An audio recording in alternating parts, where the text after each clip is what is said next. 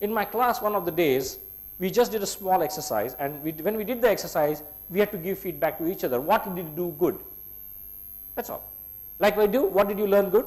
And one lady screamed at the top of her voice at the other person when he was giving feedback, if you don't have anything good to say, shut up, don't speak. And we were all stunned.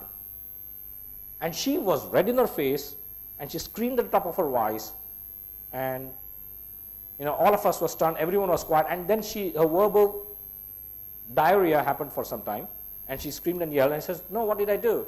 And she went on, no, let's be honest, if you don't have anything to say, don't say anything, but don't say things for saying it. And we were all surprised. We said, what happened? She said, I know what he said is incorrect, he's only saying it for the sake of saying it. I said, okay, fair enough, we'll forgive him for that, but what did he say? And he also got stunned, he forgot what he said in all of this. And so we asked her, what did he say that hurt you so much? And she said, he told me I have a good voice. And everyone looked around, and one of the slightly guy who was a little more bolder said, I agree with him. You have a good voice. And she screamed again. Then everyone in the class looked at her and said, we just took a poll, and almost everyone raised their hands. And once everyone raised their hands, she started crying. And she knew it was honest. It took some time, and she started crying, and we didn't know why she was crying. And this was strange. At one point of time, we took a break there because it became too emotional. She washed her face, we took tea, came back, and she said, I want to share something.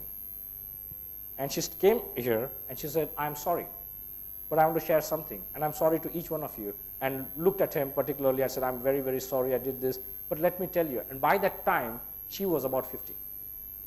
And she looked at it and said, when I was very young, I was told by my parents I have a bad voice, and I was told not to speak in front of anyone. I was locked in a room when important guests came in. All of that. And for years and years, I have never opened my mouth. I never told my husband what I think about him. I've never told my children about anything. I've never done anything for last so many years, 50 years, never. And can you come to think of it? Now someone comes along and tells me I have a good voice. Can you imagine? I always wanted to be a singer. In my dreams, I always dreamt I wanted to be a singer, and first time I got to know I can sing. Can you imagine what happens to me now? And so someone says, after that, this gentleman, young boy, she actually went and hugged him, and that was nice, cozy, mushy thing. And then he just said, what happens now? He just asked her, ma'am, are you going to go and sing now? She says, I don't know, I think the time is gone. So everyone said, why? Just go and sing for yourself. And okay, that's the story ended. I don't know what happened to her. But did change happen for her? For her, it was that instant after 50 years.